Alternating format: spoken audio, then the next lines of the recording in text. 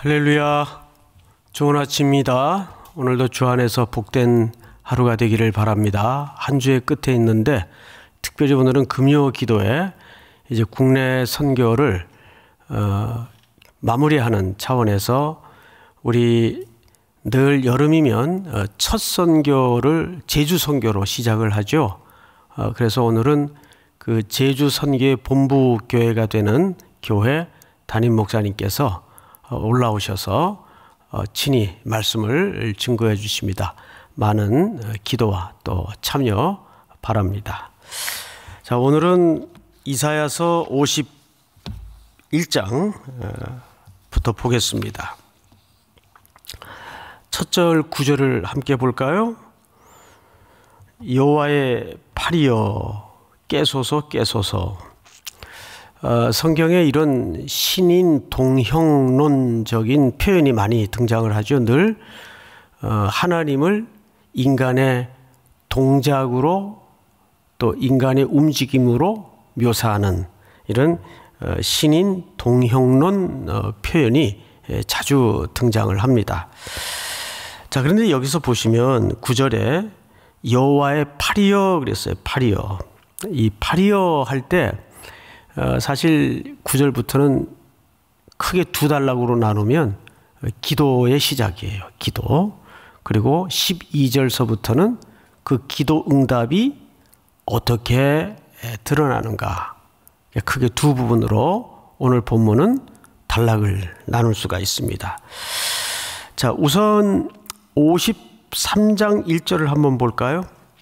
여호와의 팔이여 그래 놓고 53장으로 넘어가면 이렇게 되어 있습니다. 우리가 전한 것을 누가 믿었느냐? 여호와의 팔이 누구에게 나타났느냐? 그는 주 앞에서 자라나기를 연한 순 같고 마른 땅에서 나온 뿌리 같아서 고운 모양도 없고 풍채도 없은즉 우리가 보기에 흠모할 만한 아름다운 것이 없도다. 여호와의 팔이여 해놓고는 쭉 긴 맥락을 따라 찾아가 보니까 이 여호와의 팔이 결국은 누구를 통해 작용되고 나타납니까? 그렇습니다. 오실 메시아 그리스도를 통해서 하나님의 팔 하면 성경 전체에서는 능력, 전능하심, 구원 이런 표현으로 사용되죠. 그런 의미에서 오늘 여호와의 팔이여 깨소서 깨소서라는 이 신인 동형론적인 묘사는 결국 하나님께서 그리스도를 통해 지금 어떤 처절한 좌절과 절망에 놓인 백성들을 구원하시겠다는 의지를 이 묘사 속에 담고 있는 거예요. 또한 이 기도를 드리는 이 시대의 백성들도 사실은 계시를 따라 그 의미를 붙잡고 그렇게 간구하고 있는 겁니다. 성경을 다시 본문을 볼까요? 9절 여호와의 팔이여. 그러니까 이 팔이 장차 누구를 통해 우리의 구원의 역사를 위해 나타날 거라고요? 그렇습니다. 그리스도와 하나님의 종, 아들 예수 그리스도를 얘기하는 거죠. 깨소서 깨소서 능력을 베푸소서. 옛날 옛 시대에 깨신 것 같이 하소서. 옛날 옛 시대는 언제적 이야기를 하고 있는 건가 하면 사실은 애굽에서 400년간을 종살이한 끝에 그들은 전적으로 하나님의 깨신 팔, 전능하신 능력으로 구원을 받죠.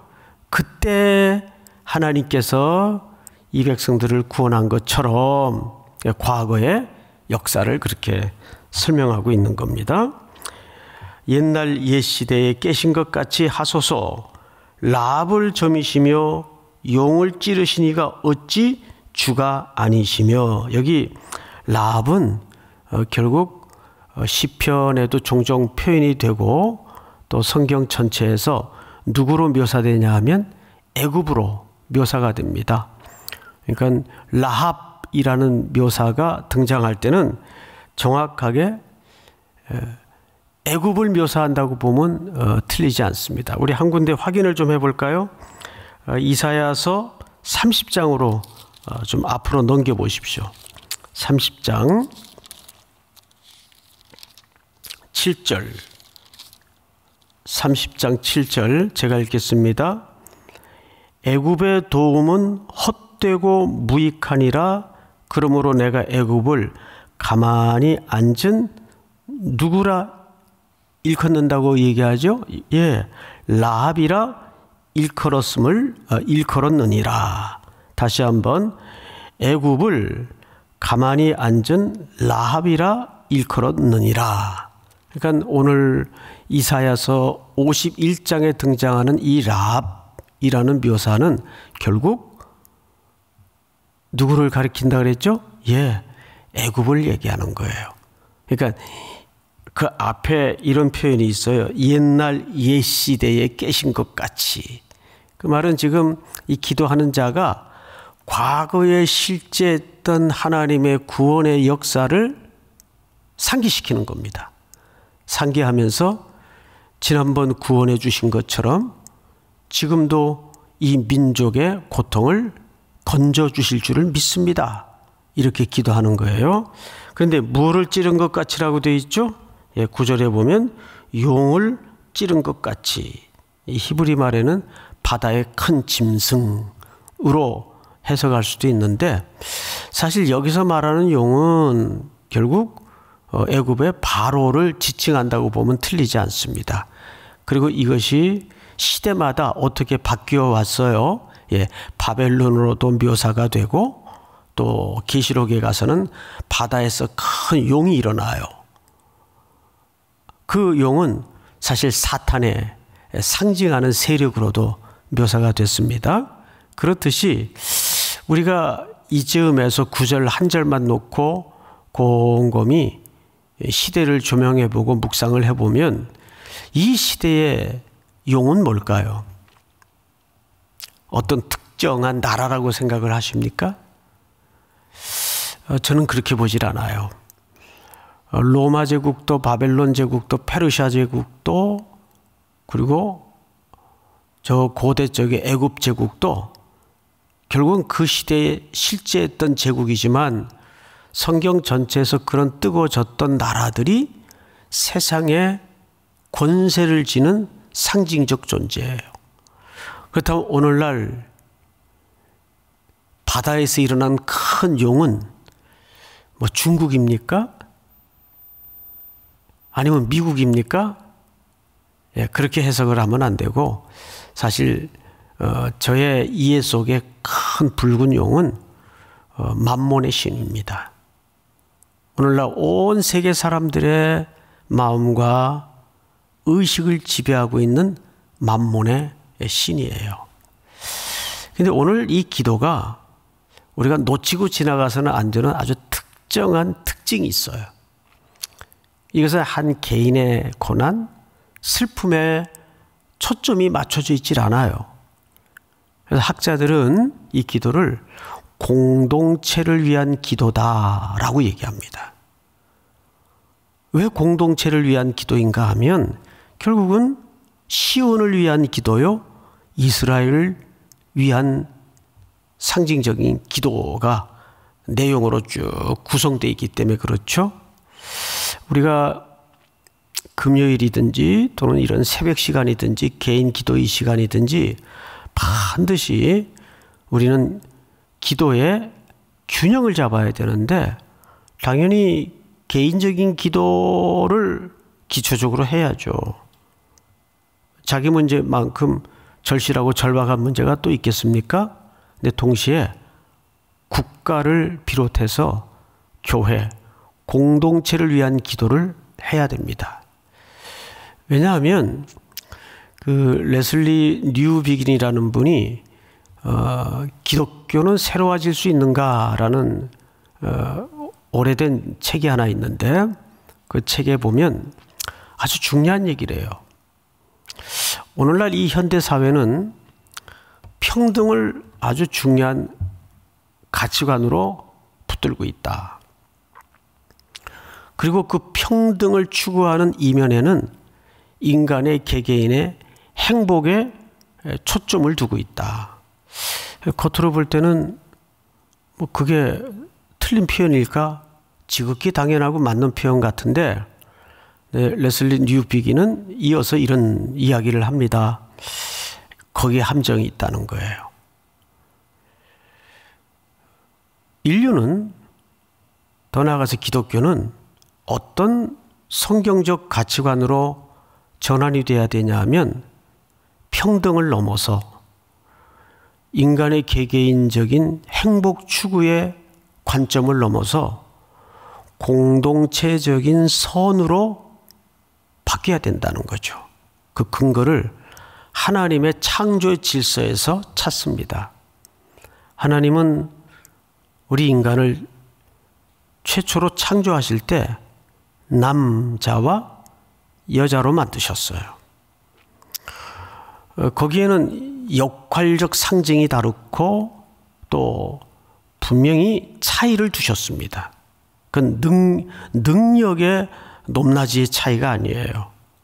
역할의 차이를 두셨단 말이에요. 자, 그렇다면 그렇게 인간을 묘하게 하나님께서 창조하시고 보시기에 심히 좋았더라고 할 정도의 그 신비 속에는 어떤 가치관이 담아져 있을까? 그걸 놓쳐서는 안 된다는 건데, 그것을 상호적 관계라고 얘기합니다. 인간의 진정한 행복의 추구는 상호적 관계에서 찾아야 된다. 이 말은 아주 중요한 얘기입니다. 우리는 보통 현대인들이 추구하는 행복이라는 것이 가만히 추적해서 귀를 기울여 보면 많이 가지고 누리고 또 편안하고 걱정 근심 없고 뭐 그런 것도 커다란 범주 안에서는 행복의 한 일면이 되겠습니다마는 그것은 무척 가난하고 단편적인 행복 추구밖에는 안 되는 거예요. 하나님은 인간을 창조하실 때 가장 중요한 것이 상호적 존재로 창조하셨다는 거죠. 그 말은 공동체를 통해서 하나님은 이 땅에 하나님의 선을 드러내시고 하나님의 영광을 드러내시기를 기뻐하시는 겁니다. 그래서 교회와 그리스도를 부부관계로 설명을 해요. 공동체 관계로 설명을 해요. 근데 가만히 우리의 일생에 걸친 걸음들을 묵상해 보면 우리가 정말 행복했을 때가 혼자 잘 먹고 잘 살 때였을까? 그렇지 않아요. 좀 덜 먹고 조금 남보다 뭐 뒤처지게 살더라도 누군가를 도와주고 누군가를 살려내고 누군가를 회복시켜 줄 때 인간은 진짜 진정한 행복을 하나님의 창조하신 그 본질적인 선과 만날 수 있다는 겁니다. 그게 진짜 행복 아닐까요? 그런 의미에서 이 기도는 그냥 혼자만 절망스러워서 혼자만 살려달라는 그런 기도가 아니라 공동체의 기도예요. 그래서 여러분, 예수님께서 우리에게 가르쳐 주신 기도문에도 보면 하늘에 계신 나의 아버지여 그렇게 가르치질 않았어요. 하늘에 계신 우리 아버지여, 그리고 우리의 죄를, 거기에 전부 복수로 돼 있어요. 이 주기도문은 당시 예수님이 선포하시던 수많은 원리 가운데 하나님의 나라와 질서에 대한 새로운 혁명을 말하고 있는 겁니다. 거기에는 어떤 이데올로기도 없고 순수한 하나님의 나라, 그래서 오늘 이 시가 이 고백이 기도가 어떻게 응답이 되는가를 한번 보십시다. 16절을 한번 건너가 볼까요? 16절 보시면 내가 내 말을 내 입에 두고, 여기 두고 그랬죠. 내 입에 두고, 내가 내 말을 내 입에 두었다. 이 말이 어디서 우리가 봤던 기억이 나죠. 우리 49장 2절을 한번 볼까요? 49장 2절을 보시면 앞으로 한 석 장만 넘기면 이렇게 되어 있습니다. 같이 한번 읽어보십시다. 2절 한 절만 시작. 내 입을 날카로운 칼같이 만드시고 나를 그의 손그늘에 숨기시며 나를 갈고 닦은 화살로 만드사 그의 화살통에 감추시고. 예, 여기 보시면 내 입을 날카로운 칼같이 만드시고, 하나님께서 하나님의 종에게, 어떤 종에게 하나님의 말씀을 두셨어요. 근데 그 종은 누구라고 얘기했죠? 이사야가 아니라 이사야를 통해 예언된 누굽니까? 그리스도를 얘기하는 거예요. 그래서 그리스도께서는 이 땅에 육신의 몸을 입고 오셔서 키가 자라고 지혜가 자라면서 하나님의 말씀을 온전히 배우고 익히셨습니다. 그리고 그것이 충만한 시기에 역사의 전면에 드러나셔서 말씀을 가르치기 시작하셨어요. 자, 다시 16절을 돌아가서 보시면 내가 내 말을 내 입에 두고라는 말은 사실상 예수 그리스도를 염두에 둔, 오실 그리스도를 염두에 둔 표현이에요. 그리고 또 무슨 표현이 있는가를 잘 보십시다. 내 손그늘로 너를 어떻게 했다고 되어 있죠? 덮었나니. 덮다라는 말은 우리말에는 덮었나니로 번역을 했는데, 사실 좀 이 이사야가 표현하고 싶었던 표현대로 직역을 하자면 심고, 그 말이에요. 심고. 그러니까 이 말은 감추어 심어놓고 감추는 거예요. 덮었다라는 말은 감추다. 그 메시아가 이 땅에 오시는 모든 역사의 전 과정이 사실은 덮어져 있었잖아요. 그리고 때가 참에 실제 육신의 몸을 입히시어서 그 아들을 이 세상에 보내시어 뚜껑을 열어놓으신 거예요. 그러니까 이 덮었나니라는 말은 어떤 의미에서는 심고 감추었다, 그 말이에요. 그걸 어디다 심었어요? 이 땅에다 심은 거예요.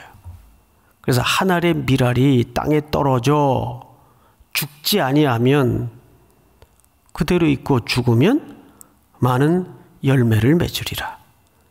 그래서 여기 마저 보십시다. 덮었나니 이는 내가 하늘을 펴며, 이 실제 이 하늘을 편다는 말이 하늘을 심고 그 뜻이에요. 심고 어떻게 했어요?